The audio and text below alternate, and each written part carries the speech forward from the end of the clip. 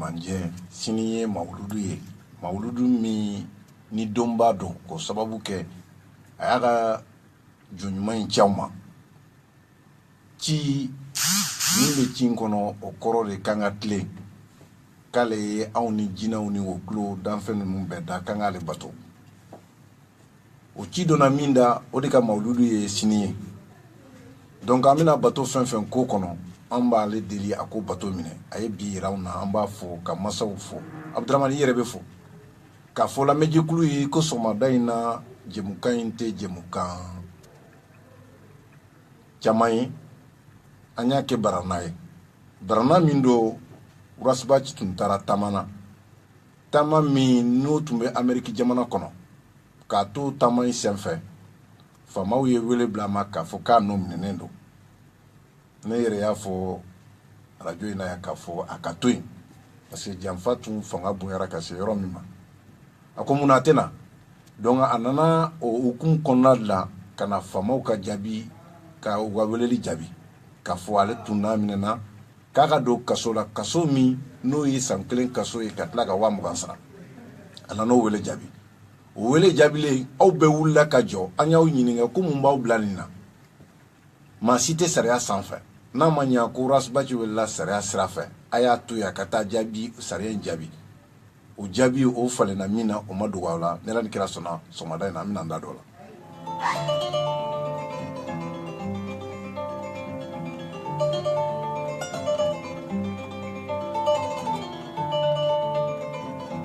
Abudramani ka ko ɲɛ kiri a falenna min na o ye gɛlɛya min tun donna ni Mamadu Ismail cɛ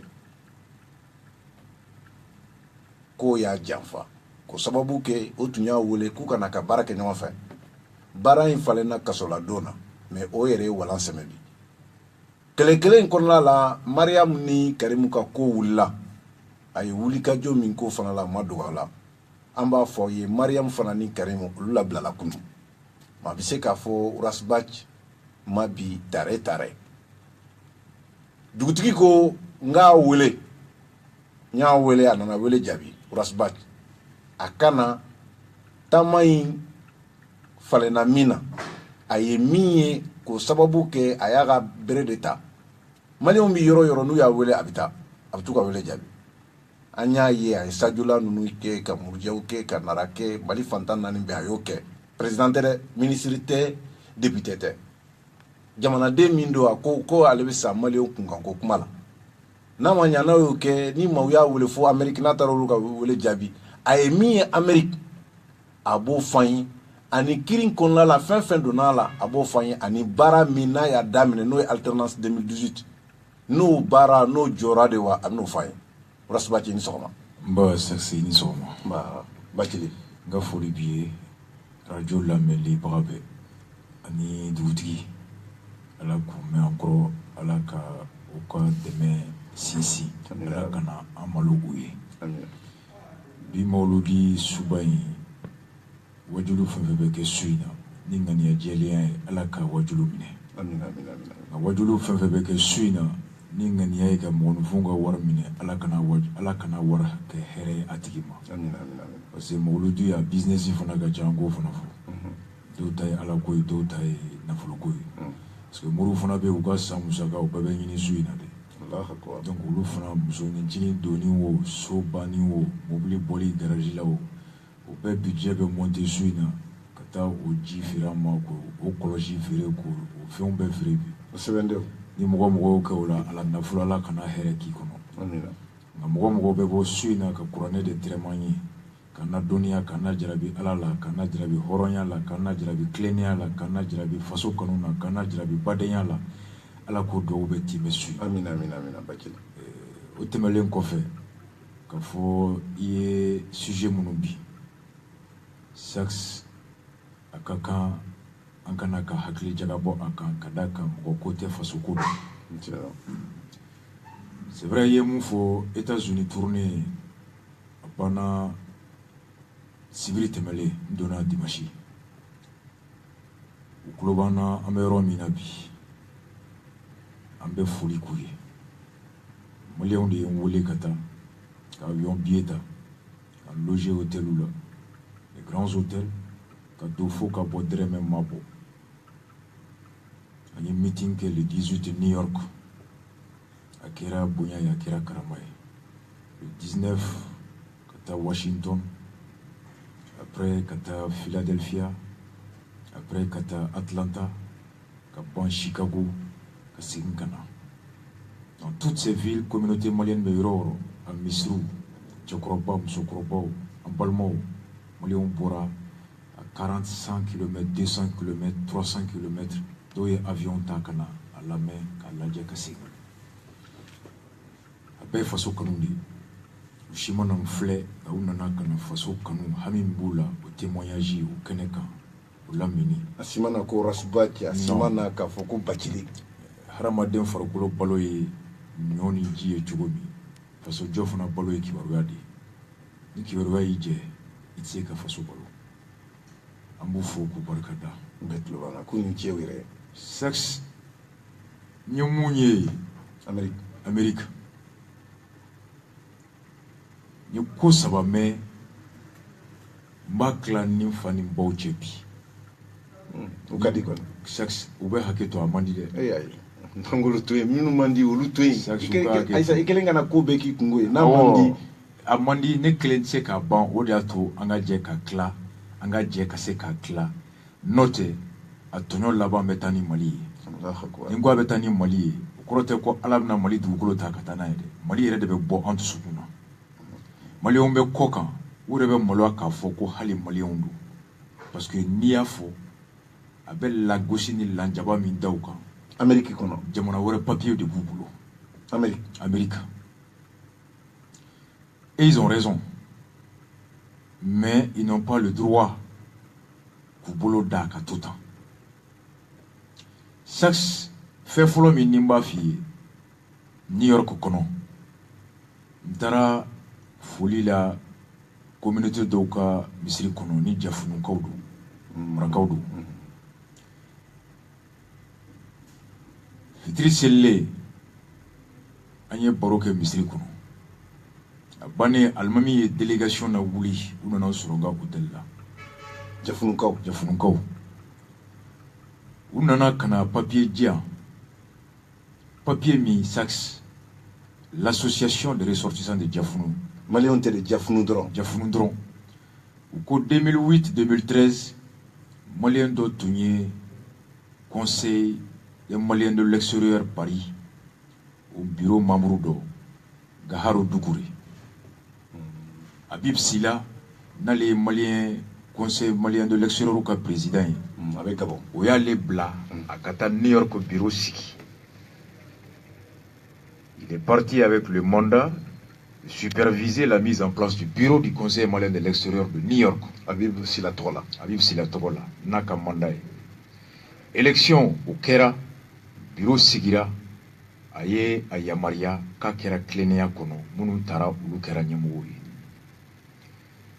o kɔfɛ a ko yan'a ka segin ko jafunukaw ko ale nana bureau sigi la ko mais ko dugukolo feerela fana y'a ye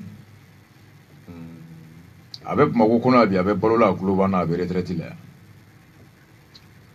olu ko anw bɛ siran ka dugukolo san bɛɛ bolo ka d'a kan an bɛ kibaruya min bɛ Mali dugukolo ko la a man di mais a ko ale ye ɲɛmɔgɔ de Haut Conseil des Maliens de l'extérieur an ka tunkarankew ka tɔnba faso yɛrɛ de y'u yamaruya o baara la wari bɛ d'u ma yɛrɛ o bonya b'u kan o danaya b'u kan o tamasiyɛn n'o bisiki b'u kan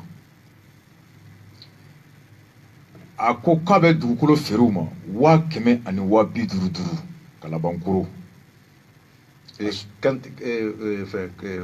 balo tun bɛ yɔrɔ min ani Gwana Kulibali 3e adjoint u de jɛmakan don association jɛra mɔgɔ kelen ma san dɛ association de ye ani association kumana jafunukaw olu ka u ye dugukolo 92 san bolo 92 a dugukolo 92 o bɛnna miliyɔn 62 ma 62 millions u y'a bɛɛ Versailles papier b'a la a bɛɛ reçu bɛ n bolo u ye wari caman reçu Area Bessigne, arrêtera bête, à papier. Ikuko ni warin dira mima otiki abe Bamako. Abe Bamako ya Klobe na garu dugura, mais amnera ka dunka blaire. Namere, sur les 92 lots, Wulila kana, ou mena papier non fait papier te kadi, ou dollar bo, New York ou kana Bamako. On nale, garu yota, ou tara commune Kalaban Mirila, ou tale. Le troisième adjoint, au Kokono Kotu Golobe, a eu permis Bissaba, à Kelenabo Kadi. 31 permis. Sur les 92. Méridjmena. Kalabankourou. Balobolo. En 2014. Le troisième adjoint a dit. Ça, c'est au permis Fonaglani. Permis d'Oukoulé Mogo Mogotaï. Le permis d'occuper, c'est le titre qui te confère le droit de jouir. D'occuper, de jouir d'un parcelle. Et au-delà, au bedlana ka angasra mo fe ka dama. Awo Amerika baradu. O fana ni dugukolo songo te kelen ye. O permis fana glanto, ibo war fana sara. U ye wa bi woro sara. Ale sara ba cɛ. Mais sax o dugukolo papier bi saba ni kelen. Munun ka papier fɔlɔ dira u nana k'u bɛ so jɔ u taara sɔrɔ ala ma dugukolo da fɔlɔ. Awɔ. Ate Kalabankɔrɔ. Ate. Maire fana dun ye sɛbɛn di. Ka géométrie ta u taara yɔrɔ fɛn fɛn yira u taara sɔrɔ mɔgɔ wɛrɛ ka cɛncɛn bɛ yen. N'u taara yira maire b'a fɔ ko non k'an ka yan to yen k'an ka taa yɔrɔ wɛrɛ ɲini. Fo bi sur les 92 lots 31 permis dira a bɛɛ faux. Jamana jumɛn. Bon fo bi an bɛ yɔrɔ min mɔgɔ kelen tɛ association kɔnɔ mun k'a ka dugukolo sɔrɔ. Mɔgɔ kelen ka dɛrɛmɛ ma lasigi. Gawuru bɛ retraite la a bɛ k'i ja Bamakɔ yan. O tɛ New York kelen ta ye wa. Faransi fana jafunuka minnu bɛ a ye dugukolo 500 feere olu ma o dugukolo 500 fana si ma 500 lots. Jafunukaw fana tɛ ko wala sa dɛ. Les ressortissants de France. A ye dɔ feere Chinois fana ma. Guinée équatoriale, Angola. Dukure. A ye nin bɛɛ feere. Dukure min tun ye Habib Sila ka ciden. Ni Habib Sila ani Haut Conseil malien de l'extérieur olu ka yanga an'u ka tɔgɔ a y'o bonya de utiliser au titre de utiliser en complicité avec le troisième adjoint au maire de la commune de Kalaban qu'à des centaines de millions qu'on escroqué maliens. Tout est avec des documents à la base. Il est là paisiblement. Il est au-dessus de la justice. A terminé.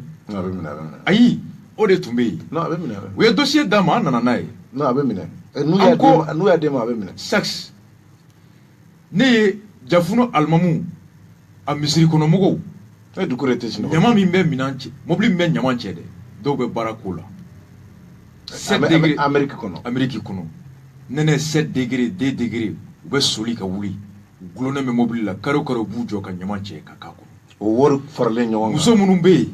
Ube soli ka kundigi de ke ibu soro trottoir kan.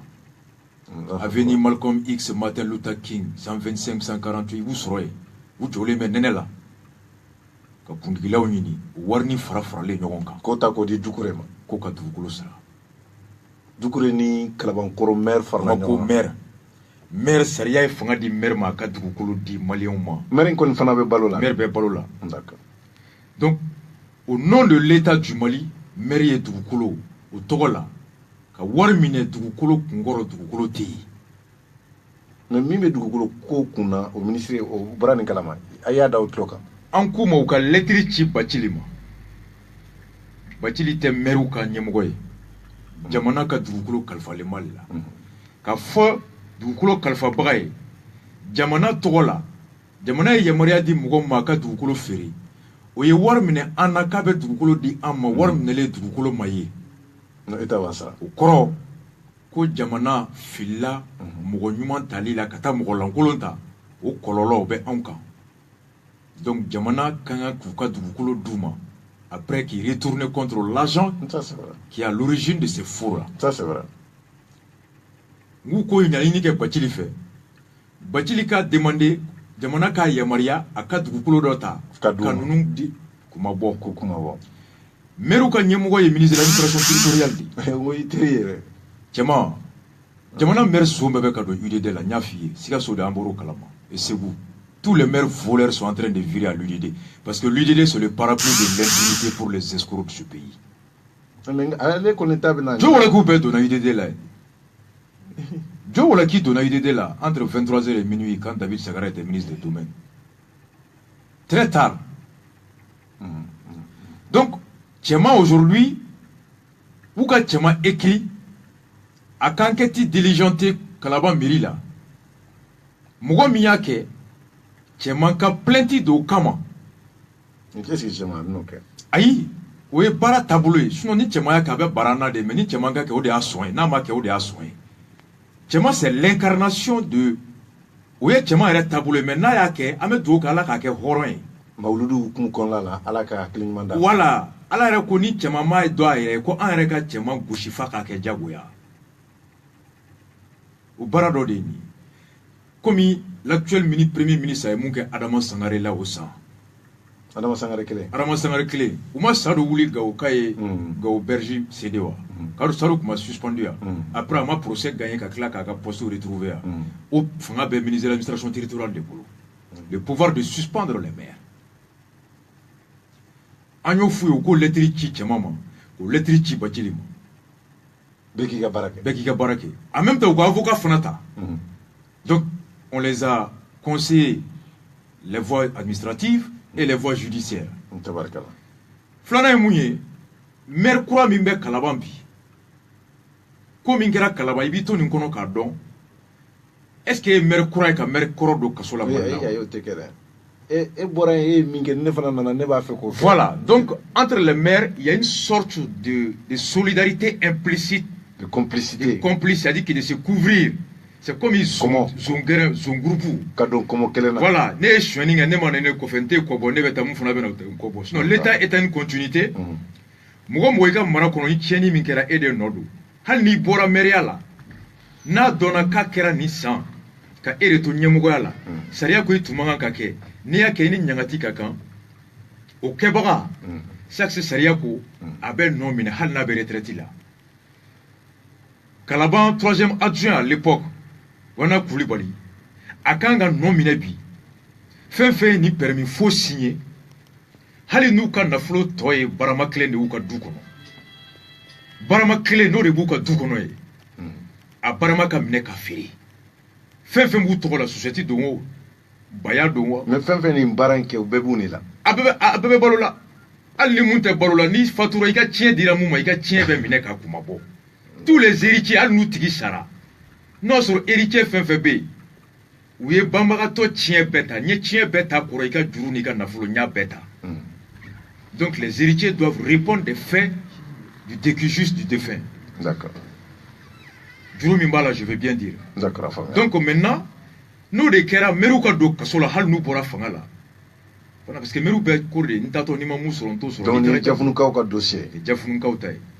Sax, Messigaka, 92 lots, Goana Dukura avec Magoua Chakorabado. Il n'y a pas de Bembi Mauludi Abafoko, La ilaha illallah. Jalamugu bakuna. Jalamugu bakuna, Chakorabado. Kolosi ba wolo. Mulaika kolosi nyawana. Ak intate kolosi yere. En ala ni grache, on ne bala kuma be. Ko ala ka hine na kra sifuyen. Ko ala ka hine malila. On ne bala mo bo sube. On ne bala mali duwa jamana e. Ni tononi be ke jamana kun. Habib Sila, président du Haut Conseil des Maliens de l'extérieur. Ni chetara barakena le toy. Haut Conseil Sira ni kusugu de keleli kama. Tungaranka anga nula kasi. Voilà, uka hake mali kono mali kokan. Ka gouvernement koloshi akana salaya ou la fasalila. Le Haut Conseil est comme si tu veux le syndicat des Maliens de l'extérieur. Amérique ka biwele, Europe biwele, Asie biwele. Normalement, Malien fait monasa. New York kono nyaye Mali ambassadeur. A ka chauffeur pakistanais. Et comment era otra malete? Malien B. Frafi mun be taxi pour New York là club malien. Jimmy. Nous ka permis. Jimmy. Chaque permis mbubulu. Ou desera bara la faso ko. Bara ni tungala. Jamana ta rusoro. On ambassadeur tout temps. Parce que ni malien ta ni shweni ngo be téléphone ci so ka nyefo. Jimmy. Mais ni pakistanais ta o mo tala. Allah akbar. Bama nyare chemso nimseni makroba mbawa kliji kafo ko somadai na nyuras bachi wele fin saba kama. a ye taama min kɛ Amérique n'o Amérique tagama ye o jɔra ko sababu kɛ jamana mago tun b'a la k'a kana ko kiri bolodalen don yana man da don kiri la a ye minnu ye Amérique a bɛ kan ka da don la n'an bɔr'o la n'an y'an da don kiriko la sabanan ye min ye a bɛna baara ni baara minnu boloda parce que an tun y'a mɛn ko alternance 2018 bɛ yen n'a baara bɛ niveau min na bi a k'o f'a ye. Ka bɔ nin dossier la chaque c'est l'occasion mɔgɔw k'a dɔn Haut Conseil malien de l'extérieur ka baara ye mun. Ko tungarankew sɛgɛnnen dɔn. Haut Conseil malien de l'extérieur ka baara ye tungalakɛw bɛ jamana minnu kɔnɔ u bɛ baara la condition jɔn kɔnɔ u bɛ si condition jɔn kɔnɔ u bɛ balo condition jɔn kɔnɔ o jamana ni Mali cɛ bɛnkan jɔn de bɛ yen ka tɛmɛ diɲɛ bɛnkanbaw fɛ.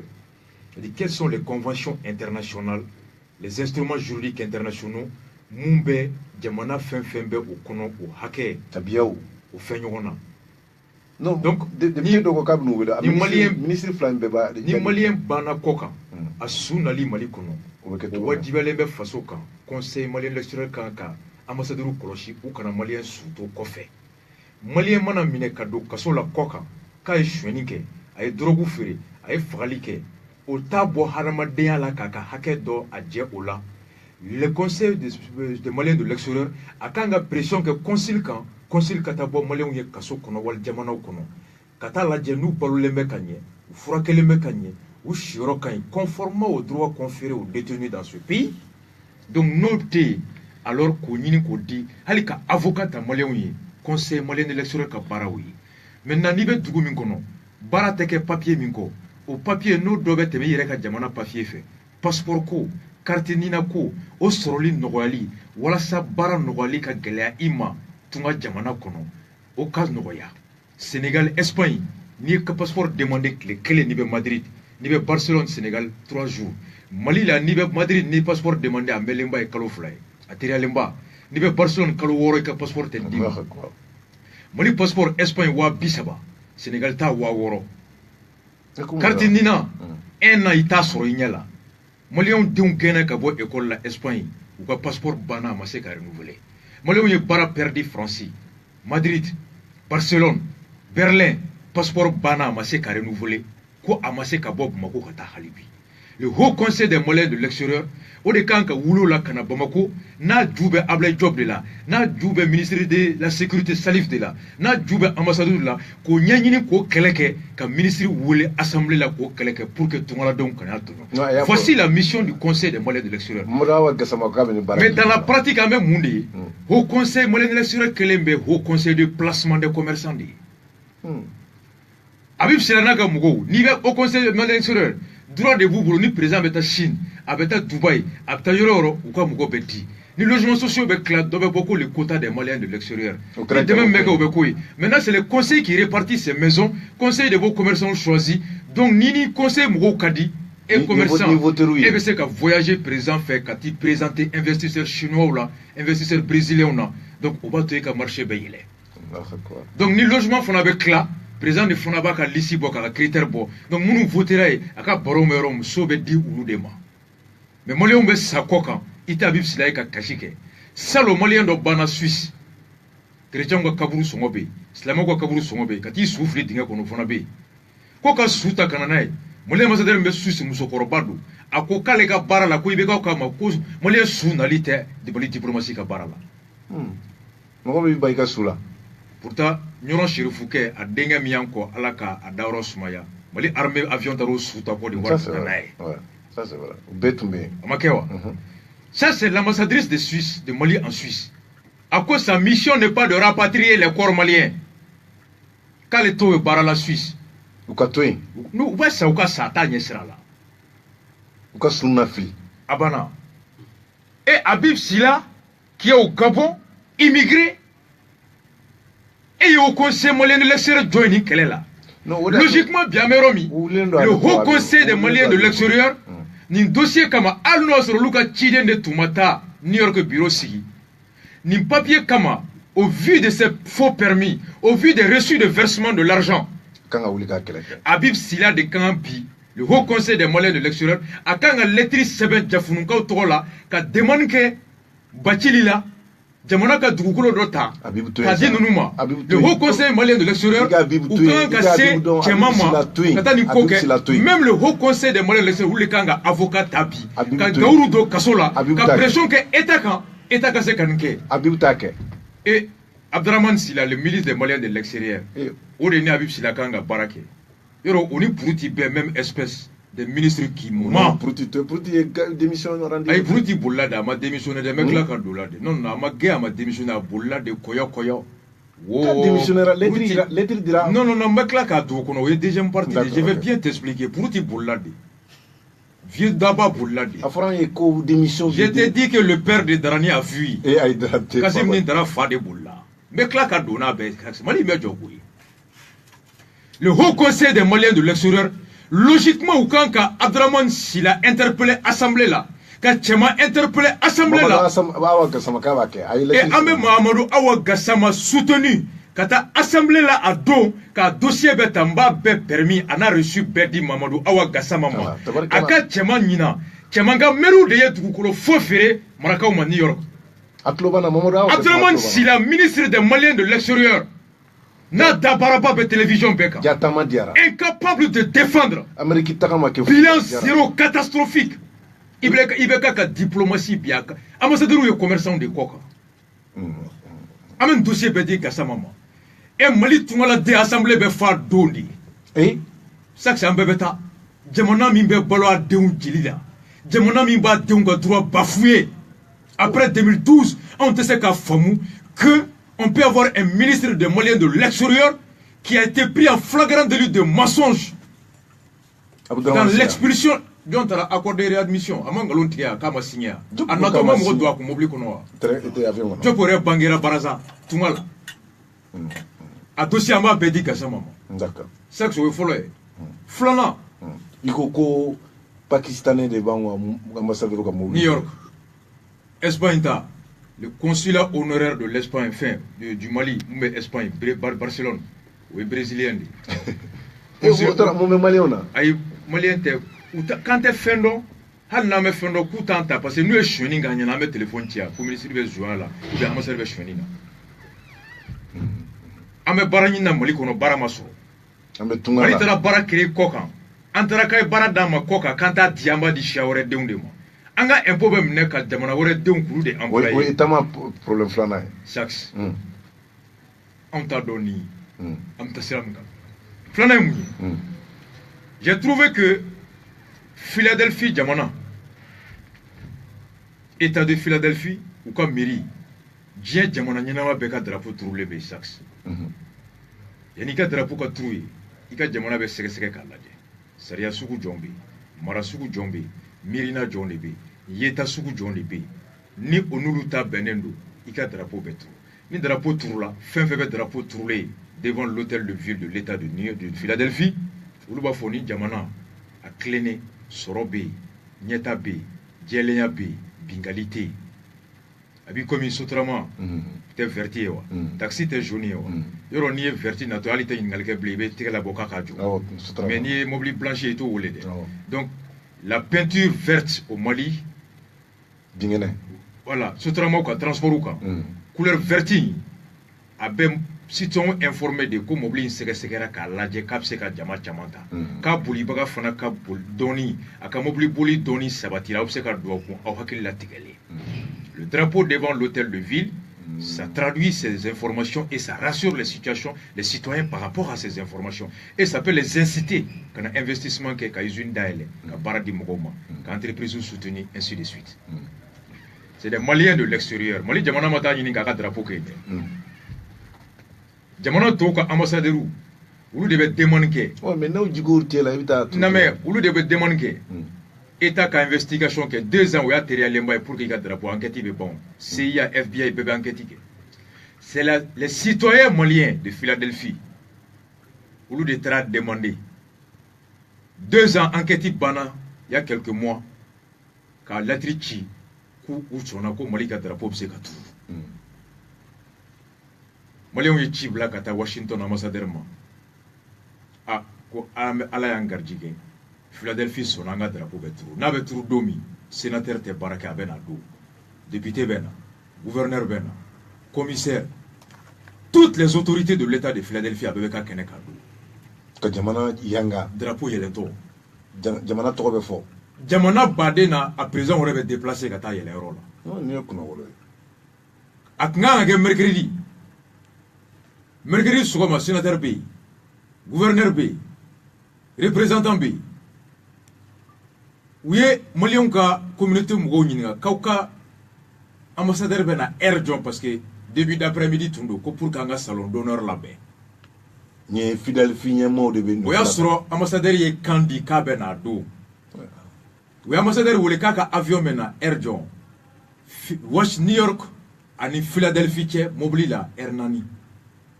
Oui, mais les maïsons, elles ne pas bouger. On y a qui en 3 heures de temps. 2 heures, c'est Washington, Washington, Philadelphie, on y a une heure. Oui, téléphone Chika, on se dit qu'il avion mena Erjo, avion la tête, mais minute bis, ça va.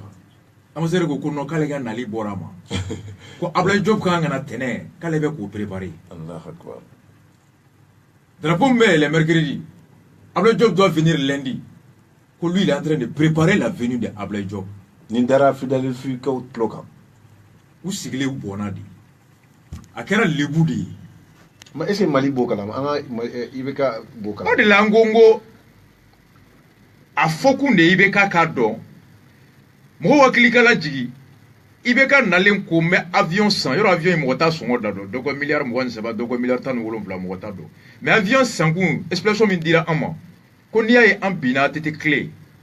Kadaka ko jugu ka tien o charila Dieng Fambe ka soro ngalo mata o ngalo depuis vraiment nana be yala la dron kanga ambassadeur ou maseka emenela ka mogo contrer diplomatiquement médiatiquement Dieng kono et que amero minavi ko pour que niaye Europe Amérique bedara rebelula ka fo ko balotu bolo dumuni tu bolo ko ankele no ko ga dengere fe mali kono ko mogo re mata Chien fouillé. Chaque sini mo fla avec kele la. Kele nana ta fo e do imana. Il va me do tala. Ibiga ko pour que Malika bonya, il faut que munun tunyan jugu deme ka da jugu ka fota kan. Fa fara ka seni antaye ka tan ta fouillé ou ka chien ngalombo nyogona ou ka jugu bla. Ko kama il est obligé yoro la ni Mali tunte ka kuma e ka ta kuma ke ka Malika version fo e bela. O koni ku go tagali bela ibe avion lui ko warda ka gele kan avion san o ba noya. Avion Sangouma pour relancer la diplomatie malienne, pour contribuer au retour du Mali dans le concert des nations honorables. On était d'où l'honneur du Mali. Oh, au Mouyoye, Malika Chide Unaka, représentant et ambassadeur Mounouye. Ambassadeur Koko allait tester Kataka. Ou ambassadeur clé à Washington Arby. Abi, Amata. Chaque Mali. Seria la ani temeto yi drapeau yelanto yi kan kijo. I temeto drapeau yelanto yi bijo akayele. Kumate jamana tunganga yanga, jamana toko tunganga. Kana pour 1 heure de cérémonie. Tu dis tu n'as pas 1 heure. Non, et tu es prêt à kakle nani consacrer ko abejo kanali. Ambassadeur kalabla. Et pour non akawule. Sax. Ninde Mali de. Otoyewa. Oh, flam. Ça va. Chicago Almami, Imam Dramé. Nyamakoro Kadou. Mais chaque Chicago, sénateur, député, commissaire, Jesse Jackson, Louis Farrakhan, Mohamed Efe, Elijah Mohamed Kambisiri Mogo, les Pakistanais, les Hindous, Saoudiens, mais Nico Imam Dramé Chicago Kono. Dramé, Ango Almamido. Ango Nyamakoro. Allah Akbar. Chaque semaine, Kutuba qui anglais la fibre kashi. Bunyabaka Washington Chicago Kono Akabo Aklima. Kutuba anglais. Aka Misri, où est église de $100 000 kachi, aka Misri. Ako médecin est grève minkeya. Klebi sabani shegi na wola moko bakelen sayala Gabriel Touré ni point G dron. Ayo yede amakama dado. Awo okama uli e chibla ni moko se ka Mali deme fura ani fura kel minana.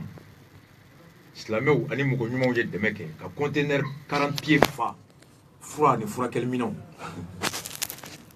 Kelenga asro ou est chief ambassadeur à l'époque mon ministre de la défense bi au retour mon ambassadeur de Washington Tchema Tchena ou ko Tchena ma tonyo mimbe jamana kono anye wole bla deme sur la froid la ani froid kel mina amena di Mali ma aka di Malion ma formation te ku bena fere utna du fama utna du bama utna di jamana de ma akeka jamana don furake cenango ko Mali de ka bara ka Malion furake jamana de ka bara ka furakele yorojo ka furakele minanta ka furakele bagasa faso don ka kenya so ni aw ko be an deme ola an taw sara so dutigi de ka bara ka dudon balo ni do ko be na dutigi deme nyola ka dudon balo dutigi tse ko sara so jamango ko kama akombe minami aya fonye mina sugu joni jomba ko uko ku e conteneur 40 pieds jigi a mina kelenkele na ka bebo ka be sebe a référence produit nature ka document be chi chemama ambassade là à Washington à New York je veux dire iklobena fait betale di chemama chemanko e chenanko mbe exonération di awma aw don to te impôt ça e mo meta saxi de me giga du bolo e ibe kla fo ko don do kana nyoja iga war sarawa o te de me blene chenanko Mali de tunganga ninkenga nako ubake Mali benni adoni nogoya oui kada ka bonga bara nogoya amba bisiki chenante ministre de l'économie de chenaya ambassadeur de aka ministre des affaires étrangères wa ministre des affaires étrangères o exonération di Mali ko amba miri yani chenanka o laidu ta imam Dramé naka mugo ye Chicago chenaye a homologue aka fa ka ministre ka nyini ministre des finances fait o ka foko awo ministre des affaires étrangères a fika ambassadeur e kaka fuye konye exonération di sexe de RFM directeur et ne nana kana ne sexe ka technicien est-ce que ne be se ka ta laidu ta nu to ko na me 2 heures émission di ma kasure mane ya maria wa foka sa ni ya ke ukoro konye dama di ukoro ko ndem miri ibege no te ne manga kan kandi nu to ko ma kasure ne mane ya maria ça c'est vrai oh tchena mouye ministre de défense au cas faut comme exonération dit on va bisiki ko tchema ya fa ka ministre o djeni ni économie fait économie sono mo ka soro ka tchena kele mimbe défense là aklobena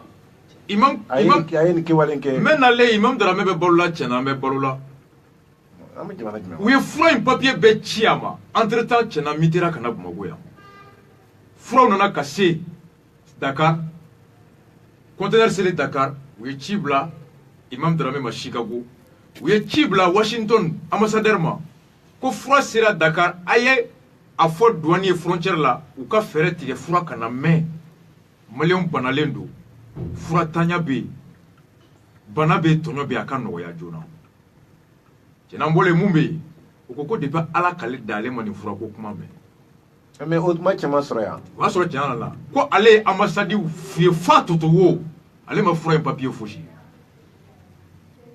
kuye toto wo fuye sax Mamadou Hawa hali filibe tebe gem ningono Mamadou Hawa gasama ako kale ma papier ceman toko fara cenan toko fara iklobena ako kale mai sax fraud dona bi fraud flek kay douane ça fait 4 mois kunu ma war sarakate de douane 4 mois conteneur 40 pieds fallait flek froid quel milan 4 mois a flek kay douane na faut que tu 4 mois ufuka million mugani ko juli sara kusuno ka tedu ni tuma voyage ante boni ngala l'imam aya fo juma temene a dogo ku ye bide ni mata american te boakala juma temene misiri kono Chicago aya fota a kutuba femblo anya jeu ko do sax ma di ma video benga pajika akwa me tobu munu jalaki kule kafruye akko saudien ye qur'ane duluma qur'ane nale uyole wole ale wole ka nyinga ko mumbani saudien ko foshi ako kuranɛ ko mago ya an sɔrɔ an ye ci bila ka taa u ye kuranɛ ci ko sinon an t'u dɔn FBI ni CIA sɛgɛsɛgɛli kɛ ka taa ye ko fosi tɛ ani saudiyɛnw cɛ tubabu de ye kuranɛ ta ka n'a bila misiri kɔnɔ ka yafa deli alimami fɛ a ko k'anw ka misiri gouvernement fɔlen bɛ jɔn na Ibrahima Abdoulaye Yusufu Mamadou an ba Aïcha Pierre Paul u tɛ kuranɛ dɔn u tɛ Bible dɔn ni élection sera nous taara misiri kɔnɔ alléluia église kɔnɔ alléluia Hassan ko ko chrétien ka voter be kay ya famu donc ako ko a tɛ se ka kɛ ten fura filɛ bi kaye douane na ka fura tɛ don ka di maliyɛnw ma fura kɛ minɛnw des équipements de médical k'u tɛ don ka di a bɛna di fu de dɛ u tɛna feere ayi a bɛ don